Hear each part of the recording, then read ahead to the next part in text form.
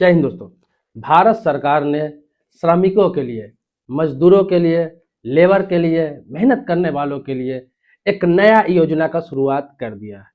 आपको बता दूं कि सामाजिक सुरक्षा नीति योजना के तहत सरकार श्रम शक्ति नीति 2025 लागू करने जा रही है। इसके लिए मसौदा तैयार कर दिया गया है। आपको बता दूं, इसके तहत जितने भी असंगठित मजदूर हैं उनको फायदा होने वाला है, और थोड़ा मोड़ा फायदा नहीं होने वाला है, बहुत अधिक फायदा होने वाला है। इसमें कौन कौन से लोग आएंगे? जितने भी असंगठित मजदूर हैं, जैसे आपको बता दूं, रिक्शा चलाने वाला, ठेला चलाने वाला, सब्जी बेचने वाला, चाय बेचने वाला, किसी के घर में नौकर का काम करने वाला, किसी फैक्ट्री में काम करने वाला, रोड में काम करने वाला, किसी कंस्ट्रक्शन साइट पे काम करने वाला, किसी मकान में काम करने वाला, सिलाई करने वाला, पंचर बनाने वाला, ड्राइवरी करने वाला, छोटे मोटे दुकान चलाने वाला, दूध बेचने वाला, अखबार बेचने वाला, ये सब असंगठित मजदूर में आ जाते हैं। इसके अलावा जितने भी तरह के मजदूर है जो मेहनत करके खाते हैं, जिसका कोई अस्थायी रोजगार नहीं है, ये जितने भी रोजगार मैंने बताया ये अस्थायी रोजगार नहीं है। कोई 60 साल 70 साल की उम्र तक आपका रोजगार नहीं रहता है। आज यहाँ काम कर रहे हैं, कल वहां काम कर रहे हैं, कभी काम मिला कभी नहीं मिला, तो उसे असंगठित मजदूर कहते हैं। अब इसमें बहुत सारे लोगों को और ऐड कर दिया गया, जैसे ओला ड्राइवर हो गया, कैब ड्राइवर हो गया, अमेजोन में डिलीवरी करने वाले हो गए, फ्लिपकार्ट में डिलीवरी करने वाले हो गए, कोई ऑनलाइन तरह का वर्क करने वाले हो गए, पिज्जा डिलीवर करने वाला, खाना डिलीवर करने वाला। इसके अलावा गिग वर्कर, गिग वर्कर किसे कहते हैं?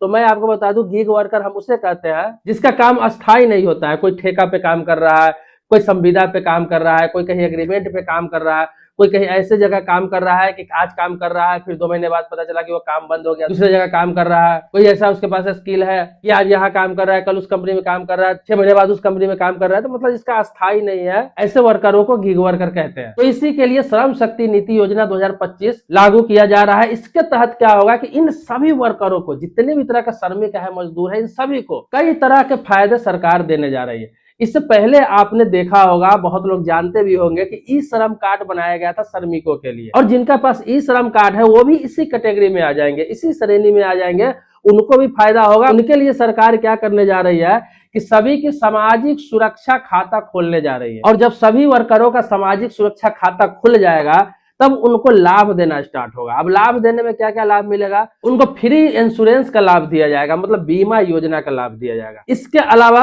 उन्हें पेंशन योजना के लाभ से जोड़ा जाएगा, मतलब पेंशन योजना से भी उनको जोड़ दिया जाएगा। इसके अलावा कई सुविधाएं इसमें जोड़ी जाएगी, कई सुविधा उनको मिलेगा। लेकिन इसके लिए क्या करना पड़ेगा? इसमें क्या करना होगा कि जितने भी राज्य सरकार है अपने अपने राज्य में पंजीकरण अभियान चलाएंगे और सभी को पंजीकृत करेंगे। पहले जितने भी पंजीयन होंगे, जितने लोगों का नामांकन होगा, इसमें जितने लोगों का रजिस्ट्रेशन हो जाएगा, उन लोगों को ये लाभ मिलेगा। मतलब कि ई श्रम कार्ड जैसे बना था, इसी प्रकार से इसमें भी पंजीयन कराना होगा। यह राज्य सरकार अपने अपने राज्यों में कराएंगे। हालांकि ये केंद्र सरकार की योजना है, लेकिन राज्य सरकार की तरफ से भी मिलकर कुछ लाभ दिया जाएगा, क्योंकि इसमें बहुत सारे फायदे सरकार देने जा रही है। अब जितने भी श्रमिक है, अगर पंजीयन सब जगह हो जाएगा, तब जितने भी श्रमिक है, जितने भी लेबर है, जितने भी मजदूर है, जितने भी इस तरह के काम करने वाले हैं, जितने काम मैंने बताया, इसके अलावा कोई भी जो मेहनत से काम करते हैं, उन लोगों का जब पंजीयन हो जाएगा तो ये सारा, जब पंजीयन होगा तो ये पोर्टल पर होगा, तो पोर्टल पर होगा तो सारा डाटा सरकार के पास चला जाएगा। ये राज्य सरकार के पास भी डाटा रहेगा अपना राज्य को,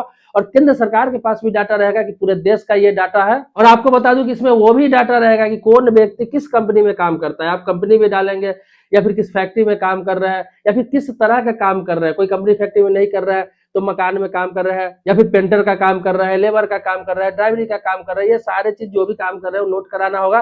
तो ये सरकार के पास एक डाटा चला जाएगा कि इतने बंदे इस तरह के काम करते हैं, ताकि उसी हिसाब से योजना का लाभ दिया जा सके। जो जिस तरह के काम कर रहा है उसी प्रकार से उसको लाभ दिया जा सके, और उसी प्रकार से उसको भविष्य में रोजगार भी उपलब्ध कराया जा सके। अगर रोजगार का कोई चांस होता है, रोजगार का कोई ऑफर होता है, कंपनी के पास, फैक्ट्री के पास वैकेंट रहता है, वैकेंसी रहता है, तो पहले इन लोगों को ही पोर्टल के द्वारा रिकमेंड किया जाएगा, इनको मैसेज किया जाएगा, इनको व्हाट्सएप पर मैसेज चला जाएगा। जो जिस प्रकार का काम करते हैं तो उस तरह का रोजगार में भी उनको सुविधा होगी। कार्यस्थलों पर सुरक्षा एवं स्वास्थ्य संहिता 2020 का भी पालन किया जाएगा। आपको बता दूं, उसको अब आगे बढ़ाया जाएगा, जिसके तहत जोखिम का निरीक्षण किया जाएगा और पालन कराया जाएगा।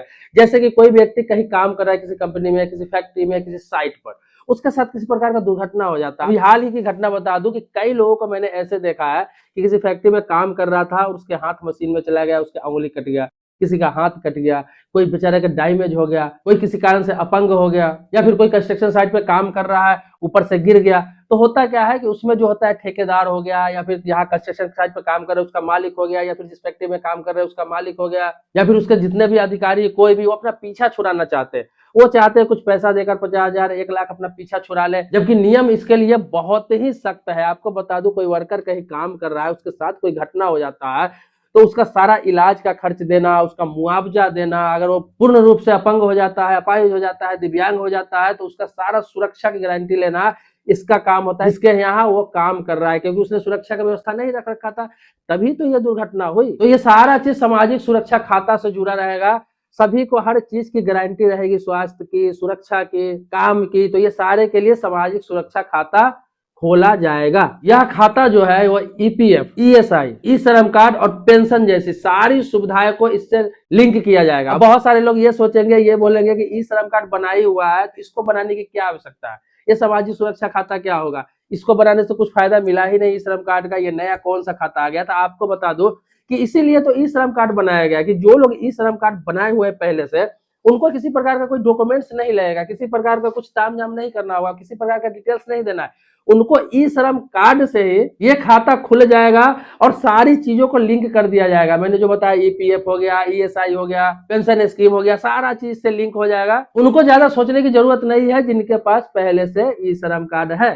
अब जिनके पास ई श्रम कार्ड नहीं था, या फिर जो लोग इस कैटेगरी में नहीं आते थे, ओला चलाने वाले, कैब चलाने वाले, अमेज़न डिलीवरी करने वाले, गिग वर्कर हो गया, बहुत सारे ठेके पे काम करने वाले, तो बहुत सारे लोग नहीं बनवा रखे थे, तो वो लोग भी ई श्रम कार्ड बनवा सकते हैं, या फिर इस योजना से डायरेक्ट भी जुड़ सकते हो। ये ई श्रम शक्ति नीति योजना जो है, ये 3 चरणों में लागू किया जाएगा। पूरे देश में 3 चरण में लागू होगा। कुछ स्टेट को सिलेक्ट किया जाएगा जहां पहले चरण में खत्म किया जाएगा, उसके बाद दूसरा चरण, उसके बाद तीसरा चरण, मतलब 3 चरण में पूरे देश में सभी का खाता खोला जाएगा और सुविधा उपलब्ध कराया जाएगा। अब इसमें लक्ष्य रखा गया है कि 2030 तक इसमें कम से कम 35% महिलाओं को भी आरक्षण दिया जाए। ये आरक्षण नहीं कहा जा सकता है, इसको भागीदारी कहा जाएगा, कि कम से कम इसमें यह सुनिश्चित किया जा रहा है कि 2030 तक कम से कम 35% महिलाओं को इसमें भागीदारी किया जाए, 35% महिलाएं भी इसमें शामिल हो, क्योंकि महिला भी बहुत सारे असंगठित वर्कर है, लेकिन वो लोग को बहुत सारी चीजों को लाभ नहीं मिल पाता है। इसके अलावा उनका सैलरी भी कम होता है, उनको सुविधा भी कम मिलती है। तो खास तौर पर कम से कम 35% महिलाओं को जोड़ना है इसमें 2030 से पहले। इसीलिए ये नीति, ये योजना लाया गया है कि पुरुषों के साथ खास तौर पर महिलाओं को ये सुविधा मिले। तो ये भारत सरकार द्वारा मसौदा तैयार कर लिया गया है, केंद्र सरकार द्वारा कर लिया गया है, और इसे जल्द ही धरातल पर लाया जाएगा। आपको जब भी इसका कुछ नया आता है, कुछ अपडेट आता है, ये जब से लागू होगा, मैं फिर एक प्रॉपर वीडियो इसके बारे में बना दूंगा, आपको सारी जानकारी दे दूंगा। और ये लेबर के लिए, मजदूर के लिए, श्रमिकों के लिए, मेहनत वाला काम करने वाले के लिए बहुत ही फायदेमंद साबित होने वाला है। जिसके पास ई श्रम कार्ड है उनको भी बहुत ज्यादा फायदा होने वाला है। अब देखना यह है कि सरकार ने घोषणा कर दिया है, मसौदा तैयार कर दिया है, इसे लागू करने का घोषणा कर दिया है, लेकिन क्या यह धरातल पर आता है, क्या सच में सुविधा मिल पाता है या नहीं मिल पाता है, या फिर ई श्रम कार्ड जैसे बना था आज तक लोग वेट कर रहे हैं, इंतजार कर रहे हैं, सिर्फ घोषणा पे घोषणा हो रहा है, आज तक किसी को कोई खास फायदा नहीं मिला।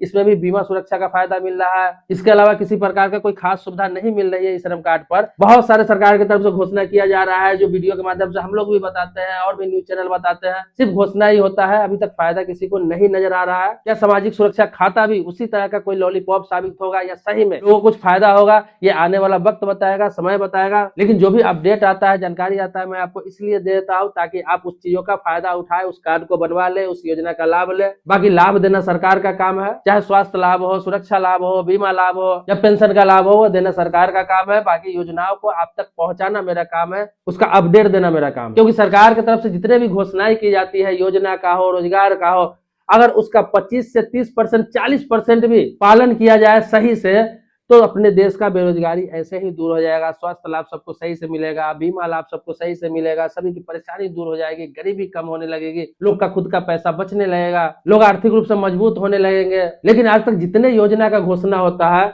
सिर्फ और सिर्फ घोषणा होता है, कार्ड बना दिया जाता है, लेकिन उससे लाभ ज्यादा लोगों को नहीं मिल पाता है, ज्यादा लोगों तक लाभ नहीं पहुंच पाता है। ये भी एक बहुत अच्छा घोषणा है, बहुत अच्छा योजना है, जिसको हर अखबारों ने छापा है, हर न्यूज चैनलों ने दिखाया है, शायद आपके पास नहीं पहुंचा हो, तो मेरे चैनल के माध्यम से इस खबर को आपने देखा है। मैं स्क्रीन पे भी जो दिखा रहा हूं आपको, ये हिंदुस्तान अखबार का कटिंग है। इसके अलावा सारे अखबारों ने इसे प्रमुखता से छापा है। चाहे इससे संबंधित हो, चाहे किसी भी सरकारी योजना से संबंधित आप सवाल करना चाहते हैं, कुछ पूछना चाहते हैं, कुछ जानना चाहते हैं, किसी नए टॉपिक पर वीडियो चाहते हैं, चाहे गवर्नमेंट स्कीम से संबंधित हो, चाहे किसी कानून से संबंधित हो, चाहे किसी रेलवे से संबंधित हो, कोई लीगल एडवाइस लेना हो, तो आप कमेंट बॉक्स में लिख सकते हैं। मैं उस टॉपिक पर वीडियो बनाने का प्रयास करूंगा। बाकी आप मेरे पहले से सब्सक्राइबर है तो इसके लिए धन्यवाद देता हूं, आभारी हूं आपका। अगर सब्सक्राइबर नहीं है तो चैनल को सब्सक्राइब जरूर कर लीजिए, ताकि इसी प्रकार से जानकारी अपडेट मैं आपको देता रहूं। नेक्स्ट वीडियो में मिलते हैं एक नेक्स्ट टॉपिक के साथ। तब तक के लिए शुक्रिया, धन्यवाद, जय हिंद दोस्तों।